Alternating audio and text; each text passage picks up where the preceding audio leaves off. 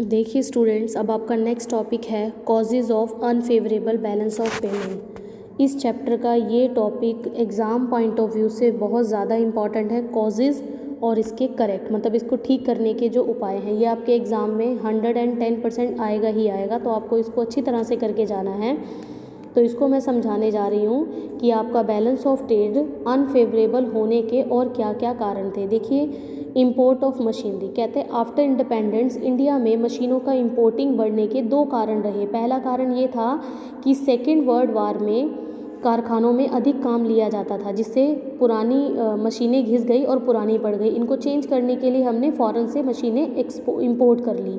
Second, 5 year plan के कारण industrialisation को बढ़ावा देने के लिए हमने फॉरेन कंट्री से मशीनों की इंपोर्ट करना पड़ा। मशीनों को इंपोर्ट करते हुए जितनी भी पेमेंट हुई, हमारे पास उतना पैसा नहीं था, हमें लोन लेना पड़ा, जिससे हमारा बैलेंस ऑफ पेमेंट अनफेवरेबल हो गया। सेकंड आता है इंपोर्ट ऑफ वार इक्विपमेंट। कहते हैं इंडिया को चीन और पाकिस्तान से रक्षा करने के लिए हाई रेट के जो है आपको वार इक्विपमेंट मंगवाने पड़े थे, जिससे हमारा बैलेंस ऑफ पेमेंट जो है वो अनफेवरेबल हो गया, क्योंकि इंपोर्टिंग बढ़ गई आपकी। More demand on consumption goods. कहते हैं युद्ध के बाद ना केवल विदेशी बल्कि भारतीय वस्तुओं की मांग भी बढ़ गई। पहले तो हम टी रॉ मटेरियल की ज़्यादा से ज़्यादा एक्सपोर्ट होता था, लेकिन पॉपुलेशन ज़्यादा इंक्रीज़ होने के कारण उन चीज़ों की कंजप्शन हमारी इंडिया में ही होने लगी, तो इससे हमारे एक्सपोर्ट कम हो गए और इंपोर्ट ज़्यादा हो गए, जिससे आपका बैलेंस ऑफ ट्रेड जो है वो कैसा हो गया, अनफेवरेबल हो गया। Price equilibrium. कहते हैं प्राइस के इक्विलिब्रियम होने के क्या कारण थे, बिकॉज प्राइस इन्फ्लेशन होने स्टार्ट हो गए थे। आपकी डिमांड ज़्यादा थी, सप्लाई कम थी। इस केस में जब डिमांड ज़्यादा हो, सप्लाई कम हो, तो प्राइसेस को हाई करके सेल कर दिया जाता है प्रोडक्ट्स को, जिससे आपके डोमेस्टिक मार्केट को काफ़ी इम्पैक्ट पड़ता है और आपके रेट में चेंजेस आने स्टार्ट हो जाते हैं। जब रेट में चेंजेस आने स्टार्ट होते हैं तो उसे प्राइस इक्विलिब्रियम कहा जाता है। Expenditure on foreign embassies. कहते हैं आफ्टर इंडिपेंडेंस हमें फ़ॉरेन में जाकर एम्बेसीज खोलनी पड़ी, उस पर काफ़ी पैसा खर्च हुआ, जिससे हमारा बैलेंस ऑफ ट्रेड कैसा हो गया, अनफेवरेबल हो गया। Foreign competition. कहते हैं कि इंडिया में जो मेन प्रोडक्ट्स थे वो पटसन, चाय और कपड़े को एक्सपोर्ट किया जाता था, तो फॉरेन से इन तीनों चीज़ों को लेकर एक्सपोर्ट अलग से होता था, लेकिन अब इसके लिए भी अलग अलग कंट्रीज़ जो है होने लगी, जैसे जूट बांग्लादेश से तथा चाय श्रीलंका और इंडोनेशिया से, और कपड़े कोरिया और चीन से। तो इस तरह से कंपटीशन बढ़ने लगा, आपके इंपोर्ट एक्सपोर्ट से ज़्यादा हो गए। Increase in the consumption and price of crude oil. कहते हैं कच्चे तेल की कीमतों में वृद्धि होने के कारण व तेल की कंजप्शन में वृद्धि होने के कारण आपकी इंपोर्ट एक्सपोर्ट से ज़्यादा हो गए। 1973 में कच्चे तेल की कीमत $2 प्रति बैरल थी और 2008 में इसकी अमाउंट बढ़कर $147 प्रति बैरल हो गई। लेकिन 2017 में वैश्विक मंदी के कारण कच्चे तेल की कीमत कम होकर $50 प्रति बैरल रह गई। बाद में क्या हुआ, 70-71 में केवल 136 करोड़ के पेट्रोलियम प्रोडक्ट्स इंपोर्ट किए गए। 16-17 में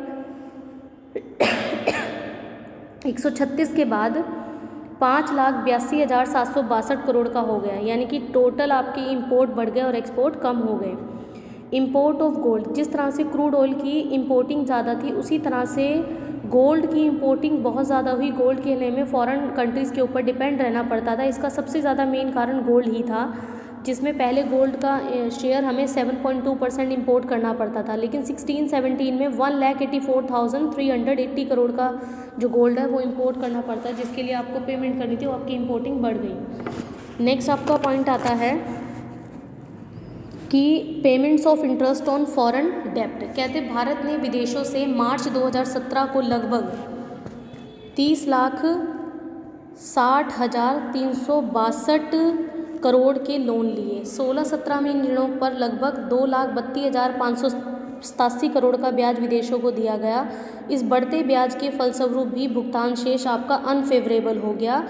इस आइटम का प्रभाव व्यापार शेष पर नहीं पड़ता, क्योंकि ये इनविजिबल आइटम है। Less growth in export.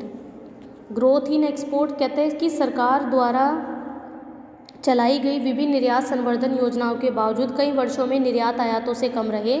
निर्यातों की वृद्धि दर आयातों की वृद्धि दर से कम है। आर्थिक मंदी के कारण 2009-10 में निर्यातों की वृद्धि दर माइनस में रही, 11-12 में प्लस में रही, फिर बाद में ये कम हो गई। गल्फ वार हुआ था, खाड़ी युद्ध। खाड़ी युद्ध में क्या होता है कि 1991 में खाड़ी युद्ध हुआ था इराक और बाकी कंट्रीज़ के साथ। उसमें उस टाइम बैलेंस ऑफ ट्रेड जो है अनफेवरेबल हो गया, बिकॉज पेट्रोल की डिमांड इंक्रीज़ हो गई। दूसरी तरफ गल्फ़ में क्या होता था कि फ़ॉरेन में जो हमारे इंडियंस रह रहे हैं, पहले वो पैसा जो भेजा करते थे भारत में, वो बिल्कुल टोटली बंद हो गया। तो जब विदेशों से पैसा आना बंद हो जाएगा तो हमें क्या करना पड़ेगा, ना चाहते हुए भी इम्पोर्ट को बढ़ावा देना पड़ेगा। तो इसकी वजह से हमारा बैलेंस ऑफ ट्रेड अनफेवरेबल हो जाता है। डिस इंटीग्रेशन ऑफ यूएसएसआर, कहते हैं सोवियत संघ का विघटन होने के कारण भी हमारा जो बैलेंस ऑफ ट्रेड है वो अनफेवरेबल हो गया। बाकी और बहुत सारे कोजेज़ रहे, जैसे जो इंडस्ट्रियल गुड्स है वो कम क्वालिटी की आने लगी, पिछड़ी टेक्निक्स को यूज़ कर अनफेयर ट्रेड प्रैक्टिसेस को ज़्यादा बढ़ावा दिया गया, मतलब इंडियंस दिखाते कुछ थे बेचते कुछ थे। इस तरह से हमारे एक्सपोर्टिंग पर बुरा प्रभाव पड़ा और हमारे एक्सपोर्ट कम होकर इम्पोर्ट हो गए।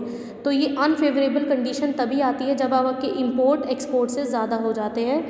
अब आगे हम नेक्स्ट पढ़ने जाएंगे कि जो इक्विलिब्रियम डिसइक्विलिब्रियम पॉइंट आया है, ये जो अनफेवरेबल बैलेंस आया, इसको रोकने के लिए आपको क्या क्या करना चाहिए।